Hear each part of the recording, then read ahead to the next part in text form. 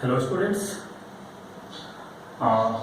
Previous lecture में हम लोगों ने देखा था कि डीएनए में एडेनिन और थाइमिन कैसे बाइंड होता है, गुआनिन साइटोसिन कैसे बाइंड होता है।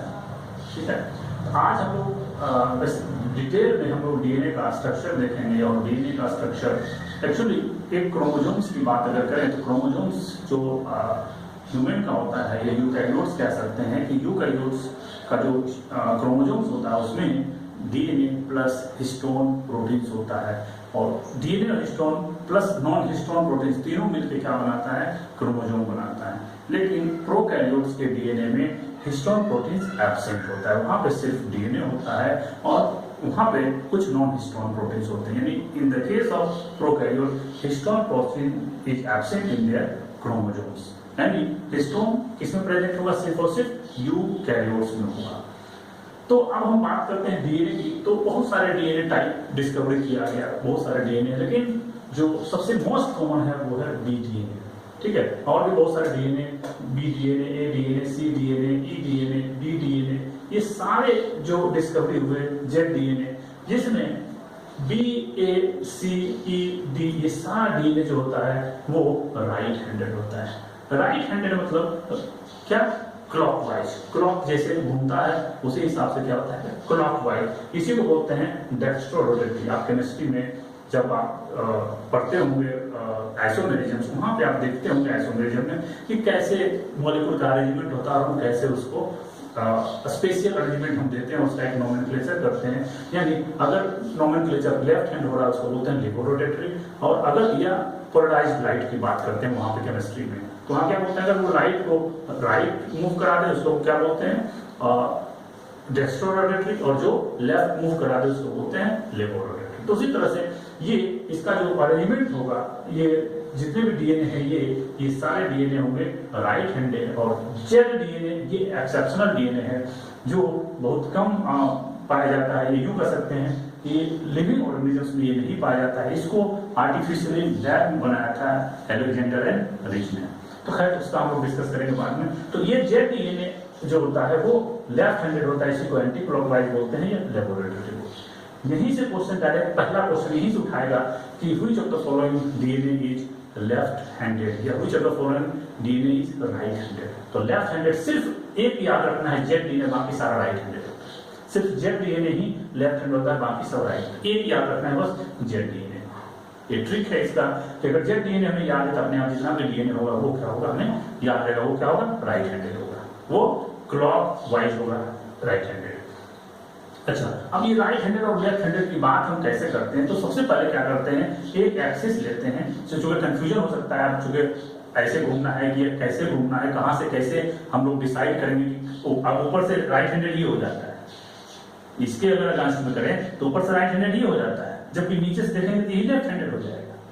यानी राइट हैंडेड की बात अगर हम करेंगे तो एक एक्सिस लेते हैं, उस एक्सिस की तरफ नीचे से हमेशा डीएनए को मेजर करते हैं, या डीएनए का जो ओरिएंटेशन देखते हैं हम नीचे से देखते हैं। तो अगर ये एक्सिस है और इस एक्सिस पे ये राइट हैंडेड है, यानी इसको बोलेंगे क्लॉकवाइज। क्या बोलेंगे, क्लॉकवाइज, डेक्स्ट्रोरोटेटरी। और अगर यही डीएनए लेफ्ट हैंडेड हो जाए इस तरह से तो इसको बोलते हैं क्या, लिबोरोटेटरी या लेफ्ट हैंडेड। और ये डीएनए सिर्फ होता है लिबोरोटेटरी, जेड डीएनए। यानी मेन जो डीएनए यूकैरियोट्स में होता है वो बी डीएनए होता है, और it is the most common. ज्यादातर ऑर्गेनिजम्स में क्या होता है, ये बी डीएनए ही मोस्टली पाया जाता है। तो हम लोग बी डीएनए का डिटेल में स्ट्रक्चर देखेंगे और इसी का स्टडी हम लोग करेंगे, बी डीएनए का। अगर हम इस डायग्राम में देखें, ये बी डीएनए का डायग्राम है, और बी डीएनए का डायग्राम अगर गौर से देखा जाए तो इसमें जो है ये डबल स्ट्रैंडेड स्ट्रक्चर होता है। हम लोग पहले भी बता दिए कि डीएनए जो होता है टू स्ट्रैंड का बना होता है, जो एंटी पैरेलली होता है। यानी एक स्ट्रैंड अगर 5 to 3 होगा तो दूसरा स्ट्रैंड क्या होगा, 3 to 5 होगा।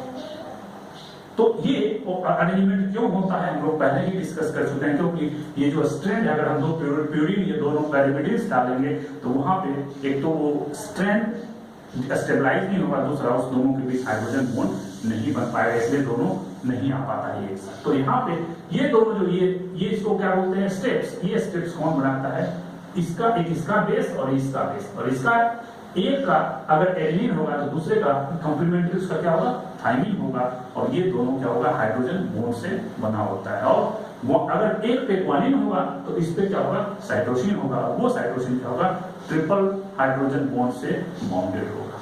तो इसी तरह से ये बॉन्ड ये आपस में बॉन्ड बनाता है, और आपस में ये क्या होता है, राइट हैंडेड क्या होता है, एस्पायर्ड भी होता है। ये एक्सिस है, और इस एक्सिस की बात करें तो ये डीएनए इस तरह से इसके चारों तरफ क्या होता है, ये राइट हैंडेड कॉइल होता है। मैंने इसका ओरिएंटेशन हम लोग एक्सिस के थ्रू देखेंगे तो ये क्या होगा, राइट हैंडेड कॉइल क्या होगा रहता है।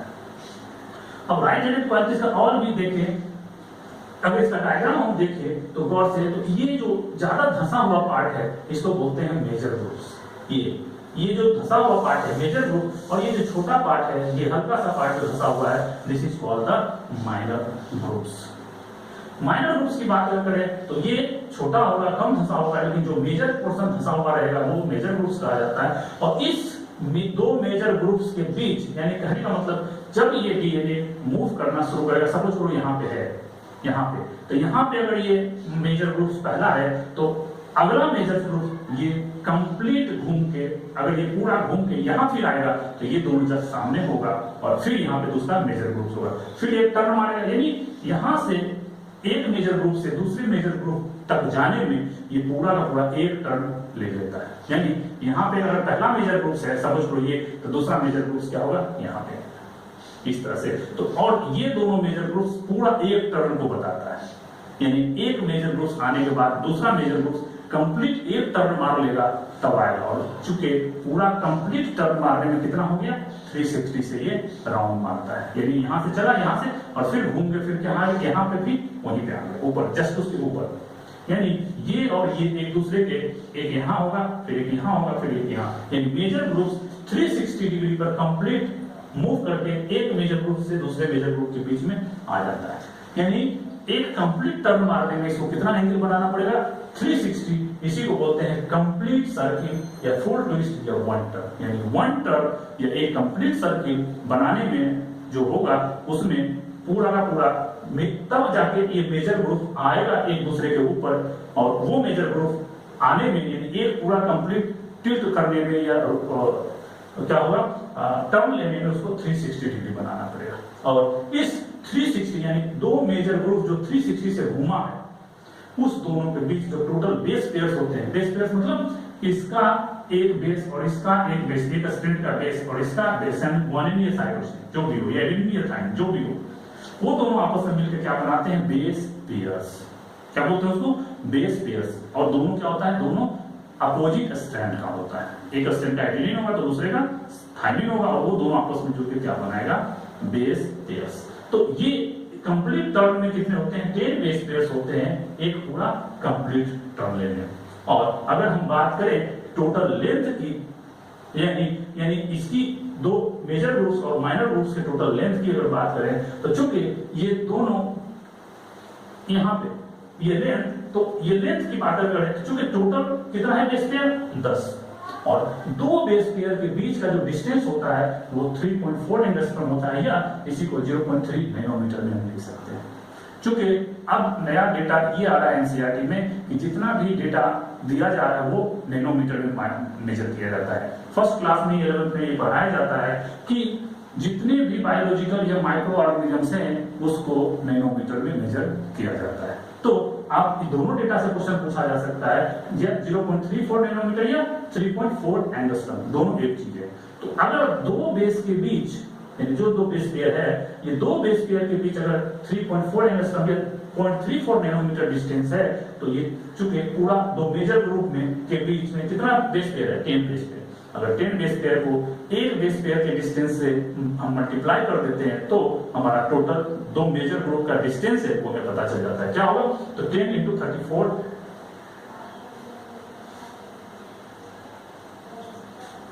क्या होगा, टोटल 10 ×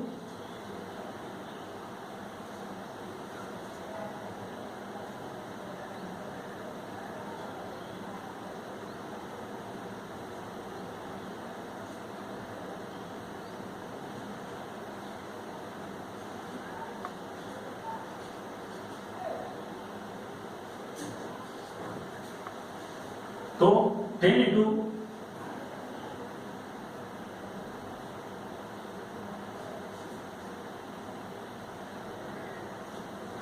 तो अगर लेंथ की बात करें तो अगर हम टोटल बेस पेयर को मल्टीप्लाई कर दें the distance between two base का, एक बेस दो बेस कंसेक्यूटिव लगातार जो बेसिस है उसके बीच, चूंकि पूरे कितने बेस पेयर हैं 10 बेस पेयर, और दो बेस पेयर का डिस्टेंस कितना है 0.3 नैनोमीटर या 3.4 एंगस्ट्रॉम, एक ही बात है। दोनों का यूनिट अगर हम लें तो नैनोमीटर में यूनिट और एंगस्ट्रॉम में यूनिट 10 टाइम्स एंगस्ट्रॉम में कम होता है और नैनोमीटर में ज्यादा होता है। तो 10 इंटू 0.3 नैनोमीटर या इसी को 3.4 एंगस्ट्रॉम भी लिख सकते थे। तो यानी जो लेंथ आया मेजर और दो मेजर के बीच, ये टोटल लेंथ होगा 3.4 नैनोमीटर या इसी को बोलेंगे क्या 34 एंगस्ट्रॉम। यानी एक कंप्लीट राउंड जब मारेगा तो जो दो मेजर ग्रुप आएगा वो मेजर ग्रुप्स में 10 स्टेप्स होंगे, दो स्टेप्स के बीच 0.3 नैनोमीटर का डिस्टेंस होगा, टोटल डिस्टेंस दो मेजर के बीच होगा वो होगा 34 एंगस्ट्रॉम या 3.4 नैनोमीटर। यहीं से क्वेश्चन नीट में पूछा गया था, यही क्वेश्चन पूछा था नीट, ठीक है। ये क्वेश्चन नीट में ये पूछा था कि the distance between two base pair in DNA is, उसने क्या किया, एंगस्ट्रॉम में जनरली लोग याद रखते हैं, उसने क्या किया डेटा चेंज कर दिया। अब डेटा क्या चेंज कर दिया उसने डेटा चेंज कर दिया, देखो अब 3.4 नैनोमीटर, 34 नैनोमीटर, 0.034 नैनोमीटर और नन कर दिया। तो आंसर क्या होगा 0.34 नैनोमीटर, जो कि कहीं पे मैच नहीं करता है, तो आंसर क्या होगा ये डी होगा, नन। यानी इसका आंसर जो होगा वो 0.34 नैनोमीटर। तो एक क्वेश्चन को बहुत ध्यान से देखना पड़ेगा, अदरवाइज क्वेश्चन यहाँ से स्किप कर जाएगा, क्योंकि है बहुत आसान समझना और क्वेश्चन को अटेम्प्ट बहुत आसानी से किया जा सकता है। खैर अब आते हैं, तो ये हम लोगों ने क्या देखा ग्रुप के बारे में जान गए, मेजर एंड माइनर ग्रुप क्या होता है, दोनों में डिस्टेंस क्या होता है। अब बात करें ये जो डीएनए ये जो मूव कर रहा है स्पाइरली अरेंज हो रहा है, तो अगर पूरा इस डीएनए का हम विड्थ देखें, जिसको बोलते हैं क्या, ये विड्थ जो है ये 2 नैनोमीटर होता है, इसी को क्या बोलते हैं 20 एंगस्ट्रॉम। दोनों एक ही यूनिट है, सेम ही है। अगर मेजर करेंगे तो नैनोमीटर में यूनिट का डिफरेंस है, अगर नैनोमीटर में मेजर करेंगे तो 2 होगा और एंगस्ट्रॉम में मेजर करेंगे तो 20 एंगस्ट्रॉम होगा। तो जो विड्थ होगा डीएनए का वो 20 एंगस्ट्रॉम या 2 नैनोमीटर होता है। अगर इस मेन एक्सिस की बात करें तो मेन एक्सिस के चारों तरफ क्या होता है, ये राइट हैंडेड स्पाइरली अरेंज रहता है डीएनए। इसी में दो जो बेस है, दो बेस के बीच जो डिस्टेंस होगा वो 0.3 नैनोमीटर होगा, इसी को बोलते हैं डिस्टेंस या pitch between two base pair, या इसको बोलते हैं distance between two base pair. एक ही चीज है, पिच पूछ दे या डिस्टेंस पूछ दे, वहां पे वर्ड को ध्यान से देखना है। पिच में घबराना नहीं है कि पिच पूछती है इसका मतलब क्या है, यानी pitch and distance is the same thing. Now अब बात करते हैं, चूंकि ये पूरा मेजर ग्रुप और यहाँ मेजर ग्रुप आने में कितना पूरा लगता था, एंगल 360 डिग्री से मूव करता था, इस तरह से मूव किया और यहाँ पे फिर आ गया, यानी दो मेजर ग्रुप आने में कितना लग रहा था 360 और 360 के बीच कितना था 10 बेस पेयर, 10 बेस पेयर। तो 10 बेस पेयर अगर आने में 360 लग रहा है तो एक बेस पेयर और दूसरे बेस पेयर में, मान लीजिए ये एक बेस पेयर है, ये अगर एक बेस पेयर है तो दूसरा बेस पेयर यहां से, जिसे ये बेस पेयर है मान लीजिए, तो ये क्या करेगा थोड़ा सा ये मूव करेगा, और ये जो मूव करेगा इस दोनों के बीच का एंगल क्या होगा, क्योंकि एक मूव करेगा तो कितना होगा 36, दूसरा 36, इस तरह से जब 10 बेस पेयर आएगा तो क्या होगा टोटल 360 डिग्री हो जाएगा। यानी एक बेस पेयर दूसरे बेस पेयर से कितना टिल्ट रहता है, टिल्ट मतलब डिस्टेंस पे घुमा हुआ रहता है, ये इसी को क्या बोलते हैं रोटेशन। तो कितना रोटेट किया हुआ रहता है 36 डिग्री, और तभी तो 10 जब घूमेगा तो क्या होगा 360 कंप्लीट हो जाएगा, उसमें 10 बेस पेयर आ जाएगा। तो यानी इस दोनों बेस के बीच ये जो बेस पेयर है, ये दोनों बेस पेयर जो है इस दोनों के बीच का जो रोटेशन है और दोनों के बीच जो एंगल बनेगा उस एंगल का वैल्यू होगा +36 डिग्री। +30 इसलिए लिखते हैं कि इसको राइट हैंडेड ले रहे हैं, अगर जेड डी लिखेंगे तो वहां माइनस से डिनोट करते हैं, लेफ्ट को माइनस से डिनोट करते हैं और राइट को प्लस से, जैसे भी करना कोई दिक्कत नहीं, लेकिन जनरली राइट को प्लस से डिनोट करते हैं और लेफ्ट को माइनस से। आप कोऑर्डिनेट भी बनाएंगे तो लेफ्ट साइड को क्या लिखा जाता है नेगेटिव से और राइट साइड को पॉजिटिव से लिखा जाता है, ठीक है। तो 36 डिग्री हो गया। अब ये एक्सिस और ये बेस, दोनों के बीच का जो एंगल होता है वो 90 डिग्री होता है। यानी ये एक्सिस और ये बेस हमेशा चाहे किसी बेस पे भी हम लेंगे वो 90 डिग्री बनाएगा। इसी को बोलते हैं angle between main axis and base. तो ये इसका डिटेल है, और यहां से अगर ये पोर्शन अगर मजबूत कर दिया जाए तो यहां से हमारा सारा क्वेश्चन क्या होगा, फंस जाएगा। तो अब बात करें, अब इसी का अगर हम देखें इसका साइलेंट फीचर क्या है, किसी भी डीएनए का साइलेंट फीचर क्या होता है, तो पहला साइलेंट फीचर इसका ये है कि डीएनए का this is the right handed made of 2 anti parallel nucleotide, यानी ये राइट हैंडेड है और ये क्या है, एंटी पैरेलल 2 पॉलीन्यूक्लियोटाइड चेन का ये बना होता है। ठीक है, एंटी पैरेलल पॉलीन्यूक्लियोटाइड क्या होता है, ये एंटी पैरेलली 2 पॉलीन्यूक्लियोटाइड का बना होता है, और ये दोनों जो एंटी पैरेलल होंगे, एक चेन का जो पोलैरिटी होगा वो 5:3 होगा और दूसरे का इसके उल्टा होगा, क्या होगा, पोलैरिटी 3:5 होगा। ठीक, दूसरा है कि अगर ये दोनों जो बेस हैं, इसमें ये जो बेस और ये जो बेस है, ये आपस में क्या होता है, हाइड्रोजन बॉन्ड के द्वारा जुड़ा हुआ रहता है। यानी एडेनिन थाइमिन के साथ 2 हाइड्रोजन बॉन्ड के द्वारा और गुआनिन और साइटोसिन आपस में 3 हाइड्रोजन बॉन्ड के द्वारा जुड़े हुए रहते हैं। ठीक है, तो यही बात है। अब इसका मतलब ये हुआ कि हमेशा एक प्यूरिन आएगा तो प्यूरिन के साथ एक पाइरिमिडिन बाउंड होगा, अगर पाइरिमिडिन आएगा तो उसके साथ हमेशा प्यूरिन बाइंड होगा, यानी प्यूरिन कभी भी बाइंड नहीं होगा। इसका हम लोग पिछले क्लास में, पिछले लेक्चर में डिस्कस कर चुके थे।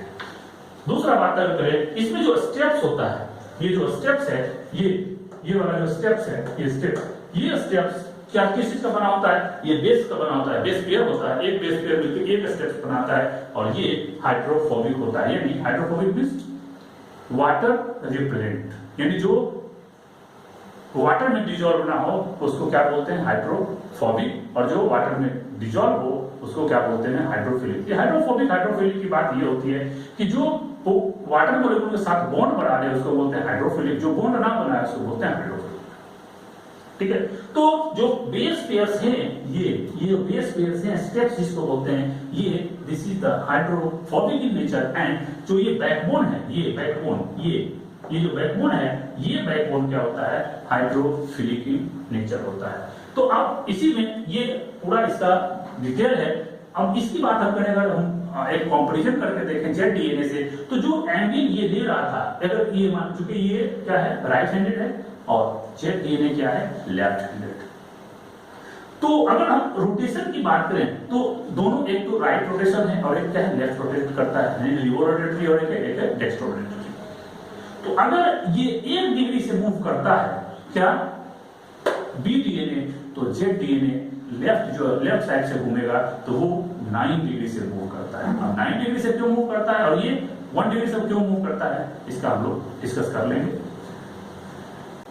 हम लोगों ने देखा कि डीएनए डबल स्ट्रैंडेड है और उसमें कैसे कैसे उसका टिल्टिंग होता है, किस तरह से वो अरेंजमेंट उसका होता है, और उसका हम लोग माइक्रोस्कोपिक स्ट्रक्चर भी देख लिए, किस तरह से क्या क्या जो स्ट्रैंड होता है, बेस कैसे अरेंज होता है, टिल्टिंग कैसे होता है, उसका हम लोग मॉलिक्यूलर फॉर्म देख चुके हैं। अब एक हम कंपैरिजन कर ले कि जो बी और जेड डीएनए होता है, क्योंकि जेड डीएनए लेफ्ट हैंडेड होता है और बी डीएनए क्या होता है, राइट हैंडेड होता है। तो एक हम कंपैरिजन कर सकते हैं कि दोनों में डिफरेंसेस क्या क्या हैं, बेसिक डिफरेंसेस। तो बेसिक डिफरेंसेस की अगर बात करें तो पहला जो कैरेक्टर जो डिफरेंस होगा वो हेलिक्स की बात करें तो हेलिक्स चूंकि बी डीएनए राइट हैंडेड होता है और जेड डीएनए क्या होता है, लेफ्ट हैंडेड होता है। और डायमीटर की बात करें, जो डायमीटर हम लोगों ने देखा था बी डीएनए का, वो बी डीएनए का कितना था, 20 एंगस्ट्रॉम या 2 नैनोमीटर। तो ये 20 एंगस्ट्रॉम या 2 nanometre,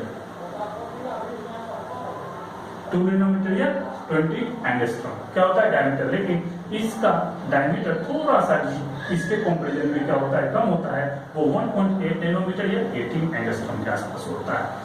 distance between 2 base pair जो हम लोग देखे थे बी डीएनए में, वो था 0.34 नैनोमीटर या 3.4 एंगस्ट्रॉम।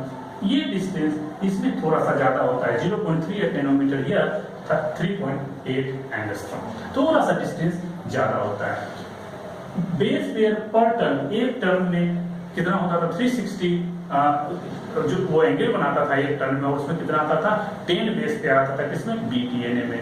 लेकिन 10 बेस पेयर बी डीएनए में आएगा, लेकिन जेड डीएनए जो होगा उसमें बेस पेयर थोड़ा सा ज्यादा होगा, कितना आएगा 12 बेस पेयर आएगा। अगर वो कंप्लीट टर्म मारता है तो कंप्लीट टर्म लेने में ये 12 बेस पेयर उसमें आएंगे।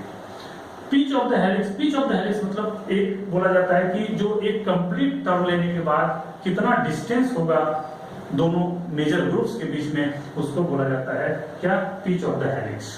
और पिच ऑफ द हेलिक्स कितना होता है 34 एंगस्ट्रॉम या 3.4 नैनोमीटर, यानी पूरा जब 360 से रोटेट करके फिर प्लेस पे आता है तो मेजर ग्रुप के बीच का जो डिस्टेंस है उसी को बोलते हैं पिच ऑफ द हेलिक्स। और ये बी डीएनए में 3.4 नैनोमीटर या 34 एंगस्ट्रॉम होता है, जबकि जेड डीएनए में 4.6 नैनोमीटर या 46 एंगस्ट्रॉम होता है, थोड़ा सा ज्यादा होता है।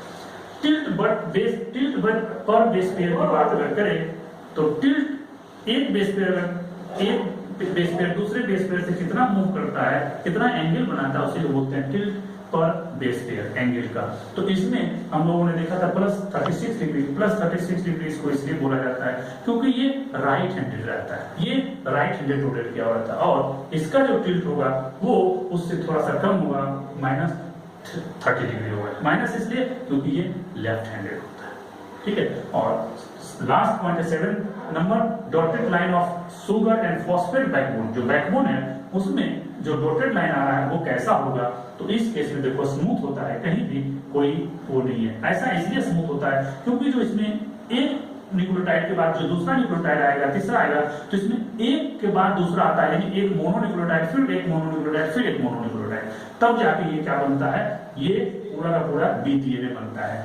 तब इसी वजह से क्या होता है, ये स्मूथ होता है। और इस तरह से देखो ये बेस सुगर और फॉस्फेट, बेस सुगर और फॉस्फेट। तो देखो ओरिएंटेशन क्या है, ऊपर की ओर सबका, यानी एक मोनोन्यूक्लियोटाइड फिर एक मोनोन्यूक्लियोटाइड इस तरह से अरेंज किया हुआ रहता है, जिसकी वजह से इसमें स्मूथ स्ट्रक्चर आता है। लेकिन ये जेड डीएनए जो होता है वो जिगजैग होता है। जिगजैग देखो इस तरह से इसका होगा, और जिगजैग इसलिए होता है क्योंकि इसमें क्या था, एक एक करके आ रहा था, जबकि इसमें एक ही बार में क्या होगा, जो रिपीटेटिंग यूनिट मतलब जिसे होता है ना कि एक आया फिर उसके बाद दूसरा जो ऐड होगा वो दूसरा होगा। तो इस केस में क्या था, एक बार में एक मोनोन्यूक्लियोटाइड, दूसरी बार में दूसरा मोनोन्यूक्लियोटाइड, तीसरी बार में तीसरा मोनोन्यूक्लियोटाइड, यानी एक बार में एक ही न्यूक्लियोटाइड आके ऐड होता है। लेकिन जेड डीएनए में एक बार में ये दो न्यूक्लियोटाइड आके ऐड होता है, यानी एक दो न्यूक्लियोटाइड आया, फिर दूसरा दो न्यूक्लियोटाइड आया, फिर तीसरा दो न्यूक्लियोटाइड है, यानी इसमें जो रिपीटेटिंग यूनिट है वो है मोनोन्यूक्लियोटाइड और इसमें जो रिपीटेटिंग यूनिट है वो है डाइन्यूक्लियोटाइड। और वो भी डाइन्यूक्लियोटाइड जो होगा, एक जो ओरिएंटेशन होगा ये उल्टा होगा, ये एक ऊपर और एक नीचे। इसी उल्टा होने की वजह से चूंकि सिर्फ सुगर मॉलिक्यूल उल्टा हो जाता है, जिसकी वजह से ये जिगजैग मैनर में अरेंज हो जाता है। समझ में आ गया? ये जिगजैग में जो क्रोमोसोम्स जेड है, ये जेड डीएनए जो है वो जेड डीएनए जिगजैग क्यों होता है, वो इसलिए होता है कि जो इसमें जो डाइन्यूक्लियोटाइड आता है उसमें सुगर मॉलिक्यूल क्या होता है, रिवर्स ओरिएंटेशन में होता है, जिसकी वजह से ये जिगजैग हो जाता है। क्लियर? अब हम बात करें और भी जो डीएनए है, बी डीएनए का डिफरेंस हो गया। अब बात हम करते हैं जो डिफरेंट टाइप ऑफ और डीएनए जो है। बी डीएनए हम लोग डिटेल में डिस्कस कर चुके हैं। अब हम लोग देखते हैं जेड डीएनए।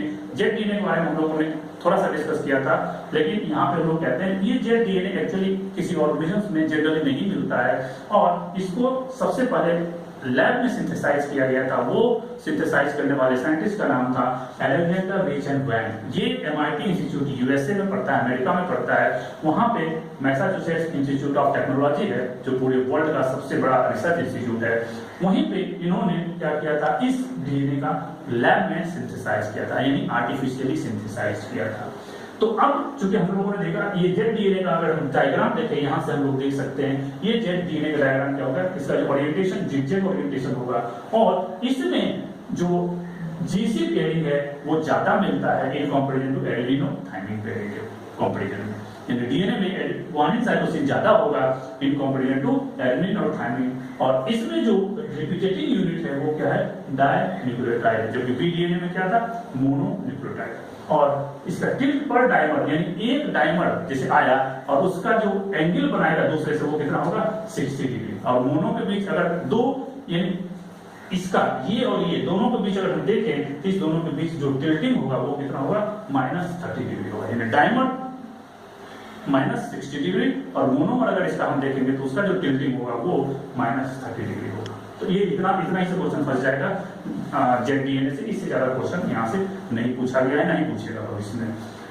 सी डीएनए की बात करें, अगला डीएनए जो टाइप है वो सी डीएनए। सी मतलब कॉम्प्लीमेंट्री डीएनए भी इसको बोलते हैं, ठीक है। दूसरा नाम क्या है? Complementary DNA. और ये जनरली जो डीएनए बनता है वो आरएनए से बनता है, इसीलिए इसको बोलते हैं आरएनए डिपेंडेंट डीएनए सिंथेसिस। यानी कॉम्प्लीमेंट्री डीएनए को बोलते हैं RNA dependent DNA synthesis. Generally हमारे बॉडी में या जितने भी यूकैरियोट्स है वहां पे जो आरएनए बनता है उस प्रोसेस को बोलते हैं ट्रांसक्रिप्शन। और ट्रांसक्रिप्शन जनरली डीएनए से आरएनए बनता है, डीएनए से आरएनए बनने के प्रोसेस को ट्रांसक्रिप्शन बोलते हैं। और इस जो डीएनए से आरएनए बनेगा, ट्रांसक्रिप्शन जनरली डीएनए से आरएनए बनता है। और चूंकि सी डीएनए आरएनए से डीएनए बनता है तो इसको बोलते हैं आरएनए डिपेंडेंट, और जहां डीएनए से आरएनए बनता है उसको बोलते हैं डीएनए डिपेंडेंट आरएनए सिंथेसिस। चूंकि यहाँ पे ये डीएनए आरएनए से बन रहा है और आरएनए से डीएनए का सिंथेसिस हो रहा है, इसलिए आरएनए डिपेंडेंट डीएनए सिंथेसिस, ठीक है। तो इसको सबसे पहले सिंथेसाइज करने वाले या डिस्कवर करने वाले साइंटिस्ट का नाम था क्या? Temin and Baltimore. इसी में टेमिन का ज्यादा कंट्रीब्यूशन था, इसीलिए इसका नाम ही दे दिया गया कि जो आरएनए से डीएनए सिंथेसिस हो रहा है इस प्रोसेस को क्या कहा गया? Reverse transcription. रिवर्स मतलब उल्टा। जनरली ट्रांसक्रिप्शन होता है डीएनए से आरएनए, लेकिन यहाँ आरएनए से डीएनए हो रहा है, इसलिए इसको क्या बोलते हैं? रिवर्स। रिवर्स मतलब उल्टा। तो रिवर्स ट्रांसक्रिप्शन, और इसको दूसरा नाम दिया गया टेमिनिज्म। ये बहुत इंपॉर्टेंट है, यहाँ से क्वेश्चन पूछा गया है कि जो आरएनए से डीएनए बने उसको क्या बोलते हैं। तो वहां पे ध्यान रखना है, टेमिनिज्म भी बोलो या रिवर्स ट्रांसक्रिप्शन एक ही बात है। इसको डिस्कवर, टेमिनिज्म को डिस्कवर करने वाले साइंटिस्ट था टेमिन एंड बाल्टेमोर, और इन्होंने इसमें डिस्कवर किया था एक टाइप का सार्कोमा होता है जिसको बोलते हैं कैंसरस सेल्स। वहां पे एक वायरस का अटैक होता है, that is for retrovirus. Retrovirus का जेनेटिक मटेरियल आरएनए होता है, और वो आरएनए से क्या करता है? उसके पास चूंकि एंजाइम्स होता है रिवर्स ट्रांसक्रिप्टेज, और वो रिवर्स ट्रांसक्रिप्टेज एंजाइम के हेल्प से ये क्या करता है? आरएनए से कॉम्प्लीमेंट्री डीएनए बना देता है। अब आगे क्या करेगा? इसी कॉम्प्लीमेंट्री डीएनए से वो बार बार अपना आरएनए और प्रोटीन बनाएगा और वो क्या करेगा? नया वायरस प्रोड्यूस करेगा, ठीक है। तो ये यहाँ से क्वेश्चन आने की पॉसिबिलिटी मैक्सिमम है, सबसे ज्यादा क्वेश्चन यहाँ से सीडीएनए से यही पूछेगा। अब बात करते हैं next R DNA. R DNA इसका नाम इसलिए दिया गया, आर मतलब राइबोसोमल, राइबोसोम। चूंकि ये डीएनए राइबोसोम के सिंथेसिस में बहुत ज्यादा हेल्प करता है, या यही एक ऐसा डीएनए जो राइबोसोम्स को बनाता है, इसीलिए इसको क्या बोलते हैं? Ribosomal DNA. प्रोकैरियोट में चूंकि न्यूक्लियस नहीं होता है तो ये कहाँ प्रेजेंट होगा? साइटोप्लाज्म में प्रेजेंट होता है। और यूकैरियोट्स में ये जो राइबोसोमल डीएनए हो कहाँ? न्यूक्लियस के अंदर एक स्ट्रक्चर होता है, membraneless structure, that is called nucleolus. उसी न्यूक्लियोलस में क्या होता है? ये राइबोसोमल डीएनए प्रेजेंट होता है। इसी राइबोसोमल डीएनए से राइबोसोमल आरएनए बनता है, और फिर क्या होता है? राइबोसोमल आरएनए बनने के बाद प्रोटीन बनता है। और देखो जैसे देखो ये राइबोसोमल डीएनए, ये राइबोसोमल डीएनए ट्रांसक्रिप्शन करेगा, और ये राइबोसोमल आरएनए और प्रोटीन जो साइटोप्लाज्म में बना है वो दोनों मिलकर क्या बनेगा? पूरा राइबोसोम को बनाएगा। और यही राइबोसोम्स हमारे बॉडी में प्रोटीन सिंथेसिस के लिए बहुत ही इंपॉर्टेंट ऑर्गेनेली है। यानी राइबोसोम्स के बिना हमारे बॉडी में कोई भी प्रोटीन का सिंथेसिस नहीं होता, हमारा डेथ हो सकता है। इसीलिए ये राइबोसोमल डीएनए का इंपॉर्टेंस बहुत ज्यादा है।